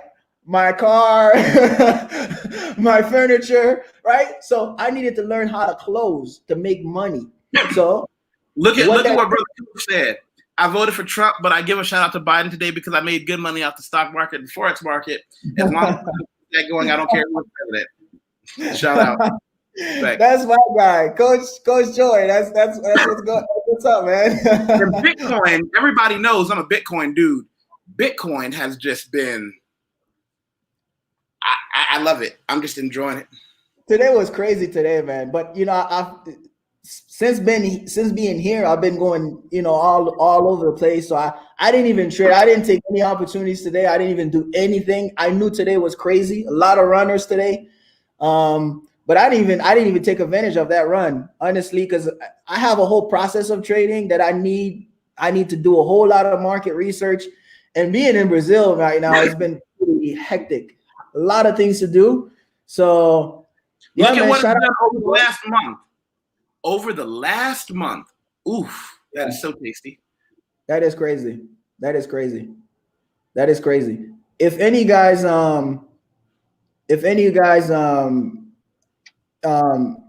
interested, one of the things that I would recommend you guys to learn how to do is to actually I have a channel on YouTube. I'm going to be posting up some stuff about you know, Yusef got me into it. I'm going to be posting up about what I know about trading and then how to invest properly, and what you can learn from trading to invest, to learn how to invest properly, because I think it goes hand in hand. Usually traders and investors are two worlds apart. They don't even look each other eye to eye. Usually a good trader don't know nothing about investing. An investor has no idea what a trader does, really. So I think you can learn a lot from each other. They can learn a lot from each other. So I like to, anyone who's interested, jump in with me.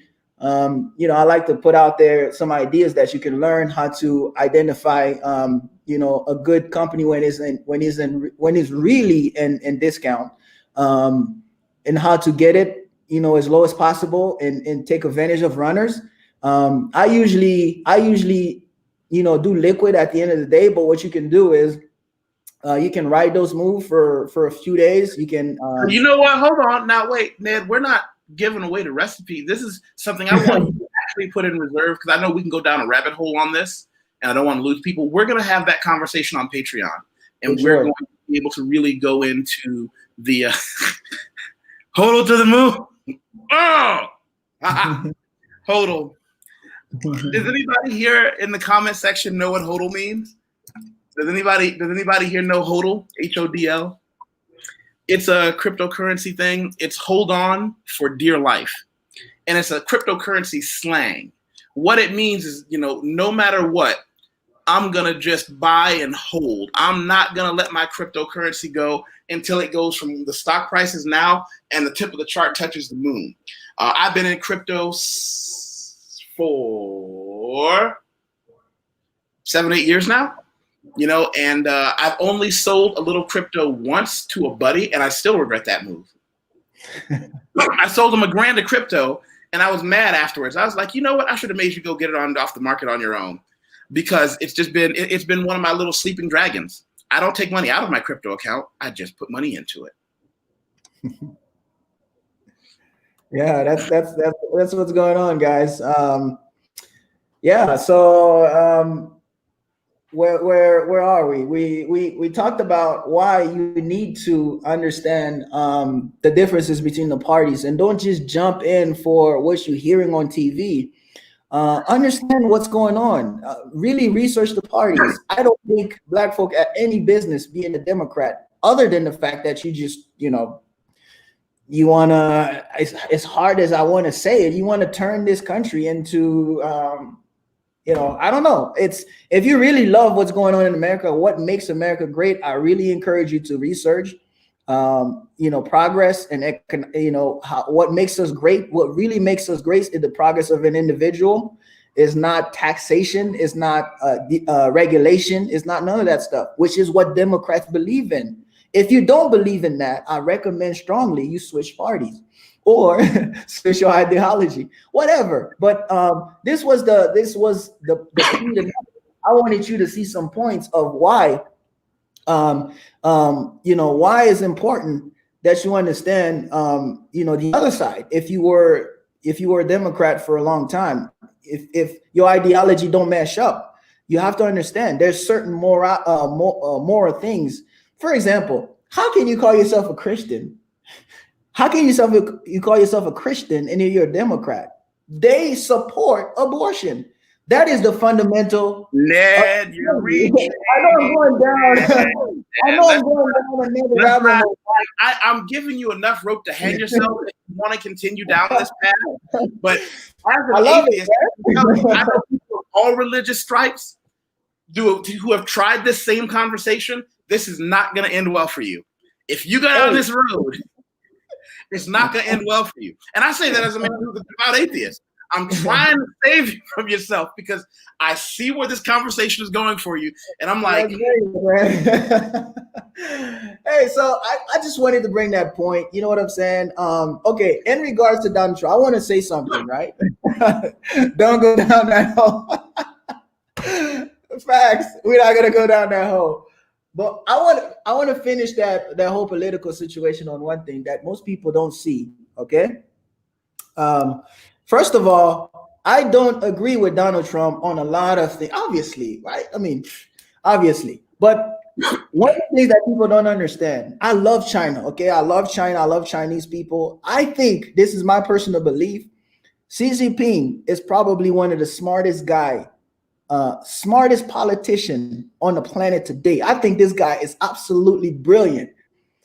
That's the reason Chinese people give him the opportunity to be president for life. And I think that's a good choice. This guy is brilliant as a president. Wait. You support someone in any place being elected president for life? I think that guy is brilliant. Listen, I'm not arguing brilliance. I know I can name 10 billion people. To say that you support someone being elected president for life, isn't that what dictatorships are made of?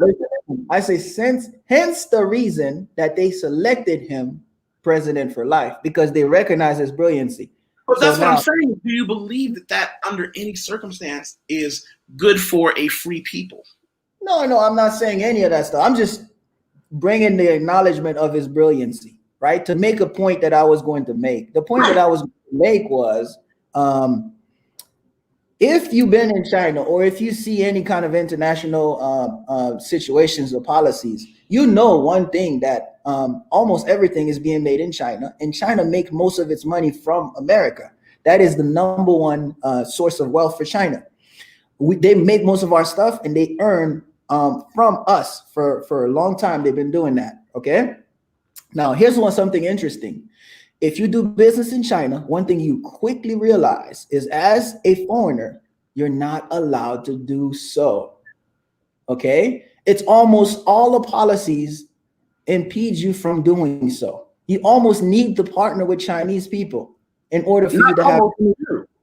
Yeah.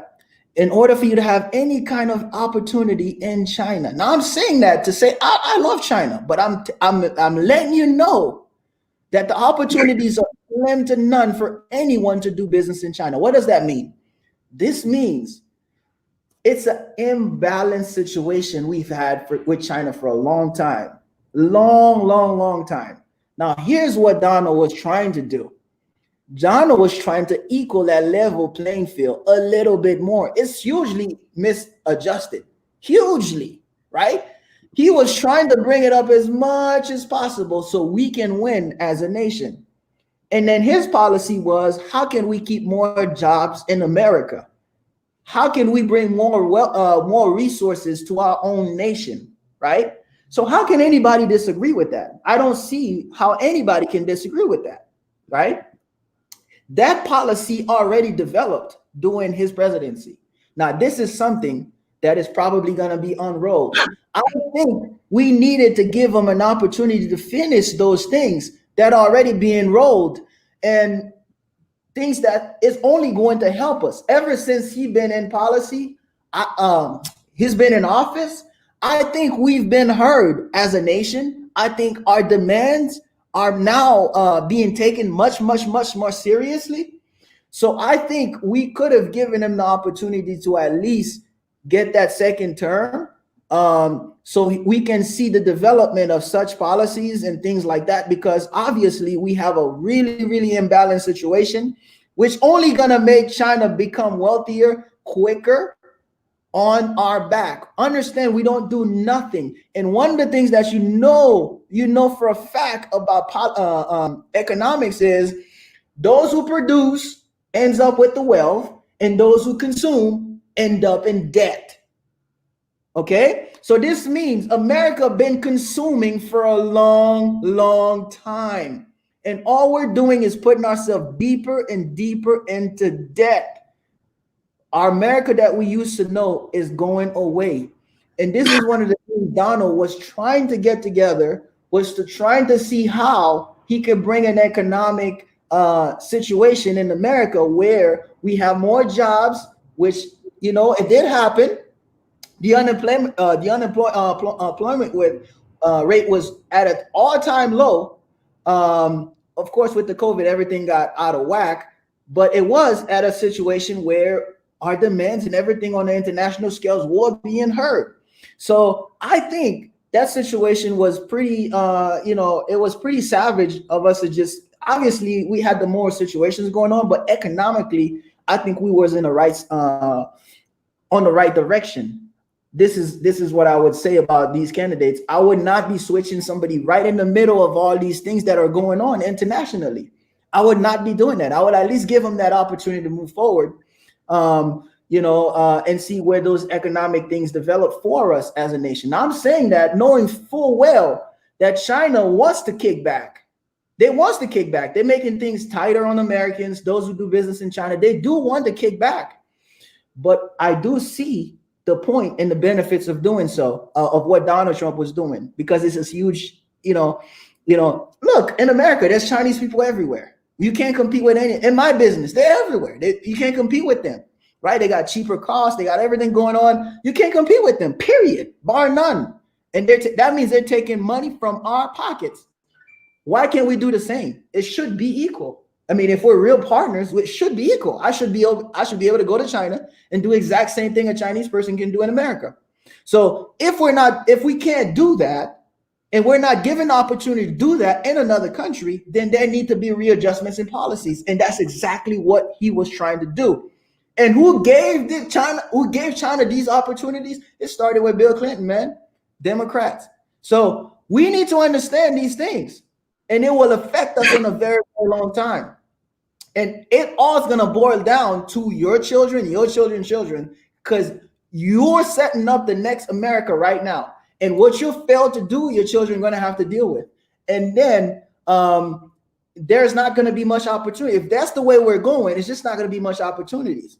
So I think it was a situation where we shouldn't be switching somebody right in the middle of all these policies that are going on. And I think we could have kept them to at least finish those things. I know I don't agree with him morally. I don't agree with none of the things that he caused. I know the biggest problem that he caused was the racial tension in America. I know that, so, but economically, I think we desperately needed such policies. We desperately needed such policies on an international scale. And it was happening. It was happening. He was pushing boundaries. He was making it happen, man. And now that he's out, all of that's going to be rolled back again. So goodbye to all of that progress. To trying to put us back on top. It was true. Make America great again. Economically, wonderful. So that's what I have to say about that. Anybody want to push back? You're more than happy to do so. But I think this is something we should have been, a little bit more thoughtful about, not so emotional about, but thoughtful about. Because what's another 4 years? Well, I mean, yeah, there's a lot of things that can happen, but what we could have gained from those policies could go a long way. Understand, America's hugely into debt, man. We're hugely into debt. I don't even know. It was last time I checked, over 11 trillion. Crazy numbers, man. We're hugely into debt, so we need opportunities to get out of such hole. And are we ever going to be able to get out? I don't know. We hugely into debt as a nation. You have to know that. And any progress along that line to alleviate us of such debt, everybody know you can't really build wealth when you're deeply into debt. Nobody can do that. You have to eliminate your debt first before you can gain any kind of freedom. So as a nation, we don't have that. We're hugely into debt. Our deficit is through the roof. So that's what I have to say.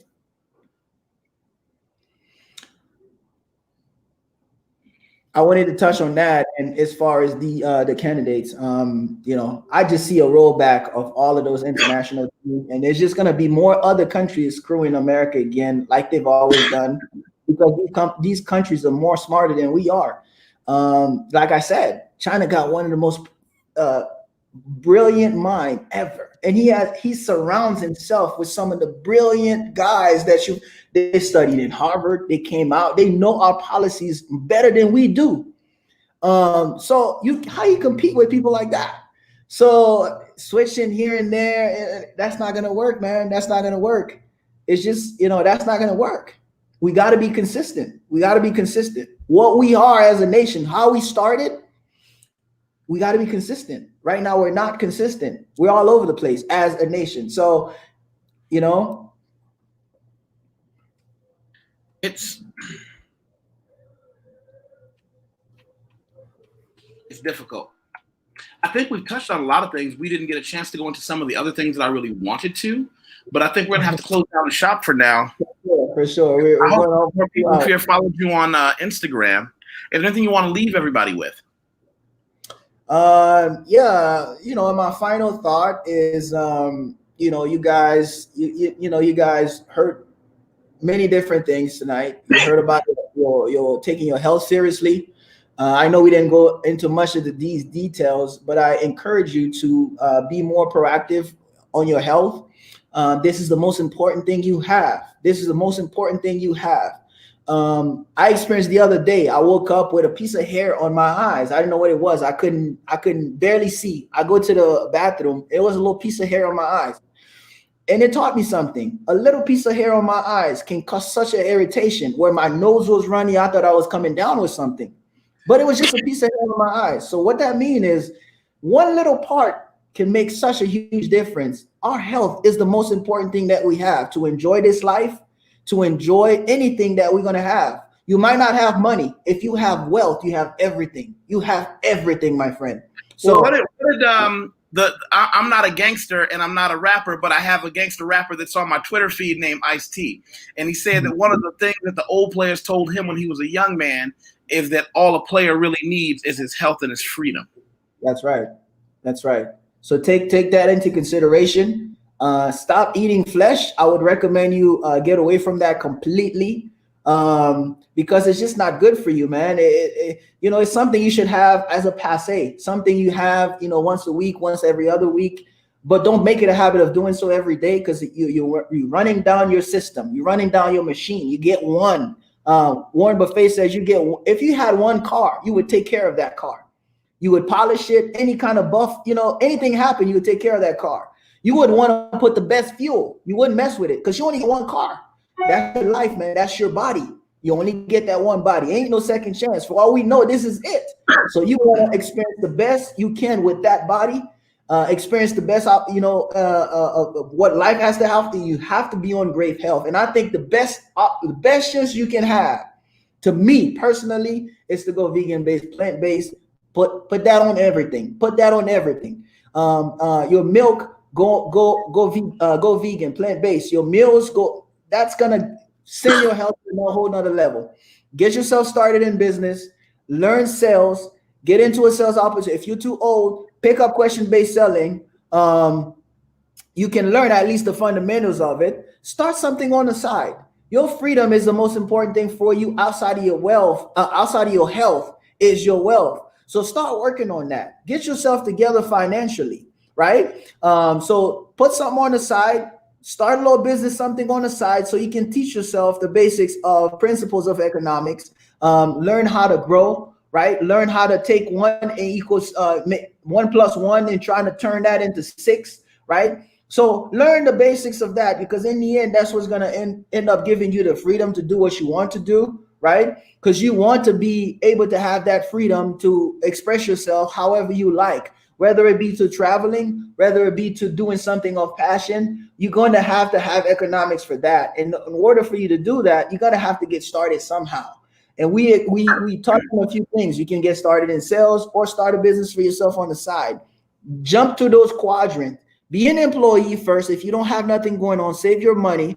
Jump from that, become self-employed. Employ yourself doing exactly what you already was doing as an employee. Then jump from that, become a business owner, employing other people, take advantage of their effort, and then eventually you're gonna turn the leaf to become an investor, where you're investing is now earning you money, plus you have other businesses. We all can do that. You can do that. It's not reserved for some special elite few. Anybody can do that. I'm sitting here in Brazil. My brother here is sitting in Brazil. We're doing that. I've been doing that for 16 years. Has it been a perfect journey? No, but you can do it. You're seeing people that look like you, who's enjoying their freedom, or if it depends on where you're at, whatever. You look at people who's you didn't think was like you, who's doing that. So either way, get yourself started, get yourself on the right road to earn your freedom. That is what it's about. And make the right choices through your political endeavors. Make your money. See, when you have your money now, be supportive of a party that's going to help you with your ideology in life, because that's basically the whole idea of policy, what we even talked about that. So that's what I wanted to close on. And I appreciate you guys coming through and listening to all of that. We went into for 2 hours. I thought we was going to do an hour, but we went into to almost 2 hours. I appreciate you guys who's still in the chat. Appreciate you guys coming through. Any question you have, you can add me on Facebook. Like I said, is Ned Germain, or you can add me on Twitter. Is LibraNed. Any question you have about China, anything I can help you with? We're going to come back to that. We're going to definitely come back into that. Well, listen, everybody, thank you for everybody that's been a part of this chat. Make sure you like, subscribe, but more importantly, share these things someplace. This is how we get great people in to talk with. This is how we get those deeper discussions. I hope everybody has a great night, and I hope all of you stay safe and stay healthy. All right. So, Ned, I'm going to click off the current broadcast.